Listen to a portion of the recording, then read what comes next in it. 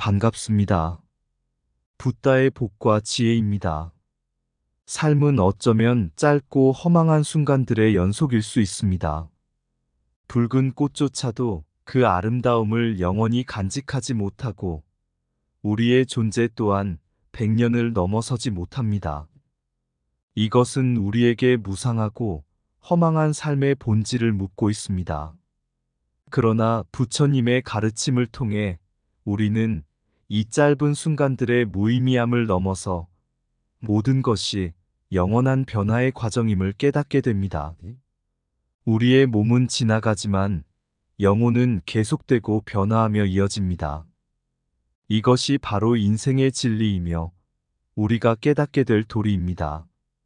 따라서 우리는 모든 것이 변화하고 흘러가는 것을 받아들이고 무엇보다도 현재의 순간을 소중히 여기며 살아가야 합니다. 그 순간들이 우리의 존재를 더욱 아름답게 만들어주고 우리가 더욱 지혜롭고 순수한 존재로 거듭날 수 있도록 하기를 바랍니다. 이런 마음가짐으로 우리는 모든 것을 버릴 수 있고 모든 것이 우리 자신의 소유가 될 수 있음을 깨닫게 됩니다. 우리는 예술 작품이자 주인공이며 우리의 행복과 만족은 우리 안에 있음을 깨닫게 됩니다. 그러므로 우리는 부처님의 가르침을 받들어 인생의 진리를 깨닫고 모든 삶의 순간을 의미 있고 풍요롭게 살아갈 수 있기를 소망합니다. 부처님의 가르침에 따라 우리는 영원한 평화와 지혜를 찾아가며 모든 존재에 대한 무한한 사랑과 이해를 실천할 것을 다짐합니다. 자, 그럼 생사도리를 깨닫고 우리가 주인이 되는 삶을 살아보실까요? 한때 고전 중에 하나인 대창국사에게 새로운 제자가 찾아왔습니다. 이 제자는 명문가의 아들이었고 그가 불교를 배우기 위해 대창국사에게 가르침을 구하러 온 것이었습니다. 그러나 이 아들은 어려움에 처했습니다. 그의 가르침을 이해하는 것은 쉬운 일이 아니었습니다. 그래서 제자는 매일 밤 자신의 방에 있던 작은 촛불을 켜고 대창국사의 가르침을 다시 생각하고 오랜 시간 동안 명상을 하였습니다. 어느 날 대창국사가 이 아들의 방을 지나가다가 촛불을 보았습니다. 그는 이 아들이 정말로 진지하게 수행하고 있다는 것을 알았습니다. 하지만 대창국사는 아들이 잘못된 방법으로 수행하고 있다고 생각했습니다. 그래서 대창국사는 촛불을 불 속에 넣고 이 아들에게 이렇게 말했습니다. 아들아, 촛불을 켜놓고 앉아서 명상하는 것은 중요하지 않습니다. 진정한 명상은 너 자신을 밝히는 것입니다. 이제 촛불이 없어졌으니 너 자신을 밝히도록 노력해보거라. 이 아들은 대창국사의 말에 깊이 반성하고 촛불을 이용한 외부적인 것에 의존하지 않고 진정한 깨달음을 얻기 위해 노력하기로 결심했습니다. 그리고 결국 그는 그 진리를 깨달아 영원한 평화를 얻었습니다. 첫 번째로, 옛날 어느 마을에 소년이 살고 있었습니다. 이 소년은 어렸을 때부터 성실하고 착한 마음을 지녔지만 어머니가 빈곤한 농가에서 혼자 힘겹게 살아가는 상황에서 태어났습니다. 한겨울, 마을 사람들은 다 함께 소년의 집으로 모여 따뜻한 식사를 함께 나누고 겨울을 함께 이겨내자는 결의를 다지기로 했습니다. 이때 마을 사람들은 소년이 작은 정원에서 피어나는 아름다운 꽃들을 보고 놀라워했습니다. 그러나 그 꽃들은 이른 봄이 시작되자 금방 진다는 사실을 모두가 알고 있었습니다. 마을 사람들은 그런 꽃들을 보며 소년에게 말했습니다. 이 아름다운 꽃들은 얼마나 무상하고 허망한지 알아요? 곧 그 아름다움이 사라져버릴 거예요. 소년은 그들의 말에 고개를 숙이며 깊이 생각했습니다. 이후 얼마 지나지 않아 소년의 어머니는 쓰러지셨습니다. 그리고 소년은 혼자 남겨진 농가를 돌보기 위해 힘겨운 노동을 시작했습니다. 그러나 그의 마음은 여전히 깊은 슬픔과 고통으로 가득 차 있었습니다. 어느 날 소년은 마을의 스님을 만나게 되었습니다. 스님은 그의 슬픔을 보고 말했습니다. 아이야, 인생은 짧고 변화무쌍하다. 하지만 모든 것이 허망한 것은 아니야. 꽃이 지나가듯이 우리의 삶도 변해가지만 그 안에는 무한한 가치가 있다는 것을 알아야 해. 이 말에 감동을 받은 소녀는 자신의 마음을 다잡고 어머니가 남겨준 작은 농장을 성실히 경영하기 시작했습니다. 소녀는 어머니의 힘든 삶을 기억하며 그녀의 노력과 사랑을 기리기 위해 매일 그 꽃들을 씌워 가꾸었습니다.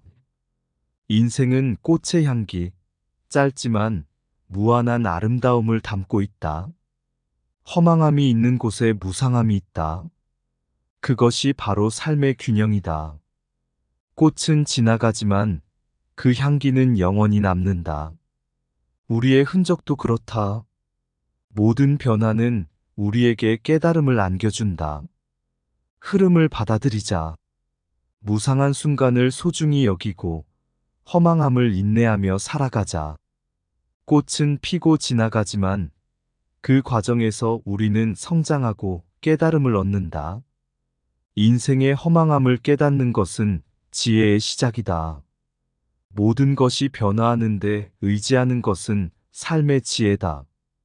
꽃잎 하나하나가 모여 향기롭게 되듯 우리의 경험들이 모여 인생을 이룬다. 지나가는 순간도 소중하게 여기고 영원한 것은 바로 지금 이 순간이다. 모든 꽃은 아름답지만 그 아름다움의 진정한 의미는 우리 마음 속에 있다. 허망함을 받아들이고 무상한 순간을 찾아가는 것이 삶의 지혜다. 두 번째로, 옛날 영주님의 궁정에 한 스님이 찾아왔습니다. 이 스님은 현자의 이름을 가졌으며 그의 지혜롭고 깊은 가르침으로 많은 사람들이 삶의 진리를 깨달을 수 있었습니다. 어느 날 영주님은 스님에게 진실이 무엇인지 물었습니다. 스님은 웃으며 대답했습니다. 진실이란 마치 푸른 바닷속의 보석과 같습니다. 그것을 찾기 위해서는 깊이를 내려가야 합니다. 영주님은 스님의 말에 깊이 생각했습니다. 이후 영주님은 자신의 신하들과 함께 바다로 향했습니다. 그들은 배를 타고 깊은 바다로 떠나 보석을 찾기 위해 수많은 모험을 겪었습니다. 하지만 아무리 노력해도 보석을 찾을 수 없었습니다. 그러던 어느 날 영주님은 바다 위에서 바람에 실려오는 소리를 듣고 멈추었습니다. 그 소리는 바로 스님의 목소리였습니다. 진실은 바닷속에 있지 않습니다. 그것은 당신의 마음 속에 있습니다. 이 말에 영주님은 깊이 반성했습니다. 그리고 그는 다시 궁정으로 돌아가서 스님에게 감사의 말을 전했습니다. 영주님은 그날 이후로 더욱 내면으로의 여정에 집중하고 진실과 도리를 찾아가는데 노력했습니다. 진리는 바깥 세상이 아닌 마음속에 있다. 바다를 건너야 보이는 보물은 마음을 건너야 보이는 진리다.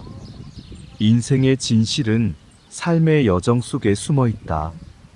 마음의 깊은 곳에서 비로소 진리를 발견할 수 있다. 진실은 외부적인 것이 아니라 내면의 깨달음에서 비롯된다. 인생의 모든 고난과 시련은 진리를 깨닫는 길목이다. 마음의 탐험으로 찾아가는 진리는 영원히 변하지 않는다. 외부적인 것들에 눈 돌리지 말고 내면의 깊은 진리를 향해 나아가자.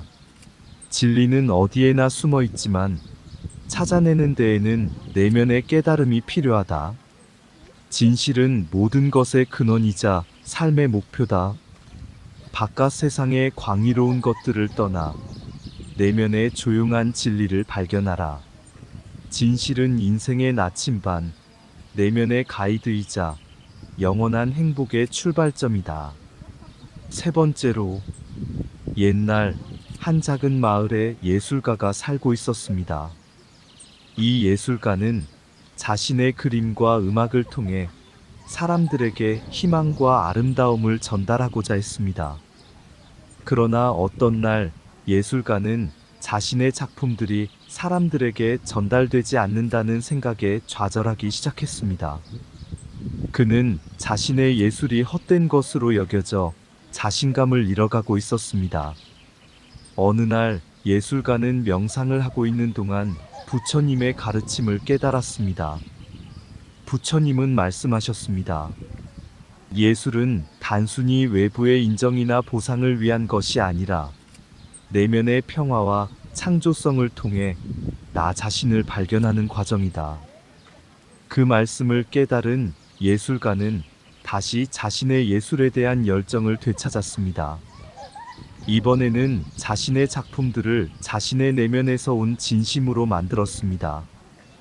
예술가는 자신의 그림과 음악을 통해 내면의 성장과 깨달음을 나누고자 했습니다. 그 결과 예술가의 작품은 사람들에게 큰 영감과 위로를 전달하였습니다.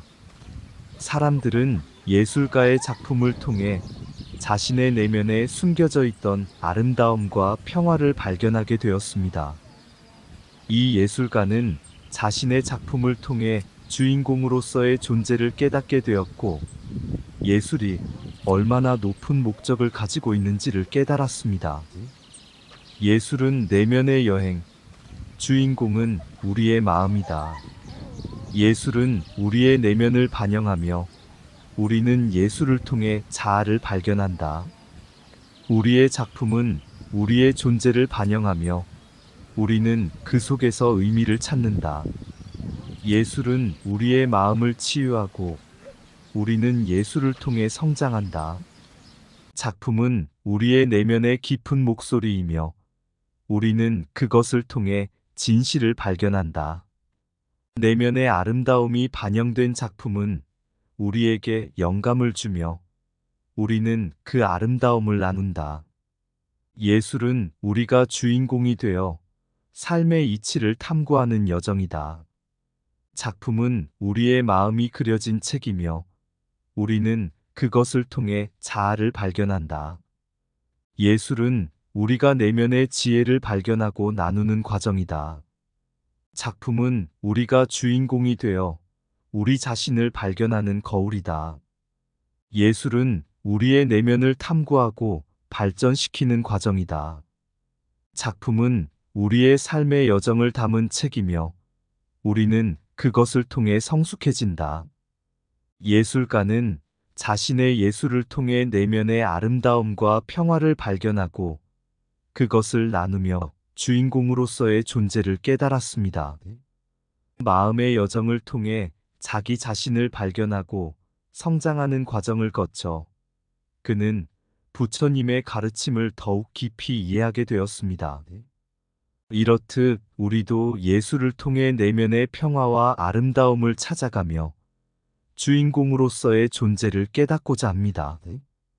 부처님의 가르침은 우리에게 내면의 여정을 통해 진리를 깨달고 삶의 의미를 발견하는 길임을 알려줍니다. 그러므로 우리는 예술의 마음가짐으로 삶을 살아가며 내면의 평화와 아름다움을 발견하고 나누는 것이 중요하다는 것을 기억해야 합니다. 부처님의 가르침을 따르며 우리는 자기 자신을 발견하고 세상을 더욱 아름답게 만들어 나갈 것입니다. 붉은 꽃은 흐르는 강물처럼 가볍게 흘러가며 마음을 사로잡네. 그 아름다움은 눈부시고 그 흔들림은 참으로 아름답네. 그러나 그 꽃은 무상하고 허망하리. 언제나 그 아름다움은 지나가리. 그러나 삶의 강물 속에서 그 꽃은 다시 피어나리. 인생은 짧고도 길어. 그 어느 때보다도 소중한 순간들이여. 영원한 것은 없지만 모든 것은 변화와 함께 흐르리. 예술은 그 순간을 간직하고 주인공은 마음속에서 탄생하리. 그 아름다움은 영원하지 않지만 우리 마음속에서 영원히 반짝일 것이여. 그러므로 우리는 삶의 강물 속에서 허망함과 무상함을 받아들이며 예술의 주인공이 되어 삶의 진실을 깨달으리. 부처님의 가르침을 되새기며 우리의 존재를 의미 있게 채우리. 붉은 꽃이 지나가듯이 우리도 변화와 함께 흐르는 삶을 사랑하리. 이상 붓다의 복과 지혜였습니다. 오늘도 복지구족한 날 되세요. 구독과 좋아요는 붓다의 복과 지혜를 밝히는 큰 등불이 됩니다.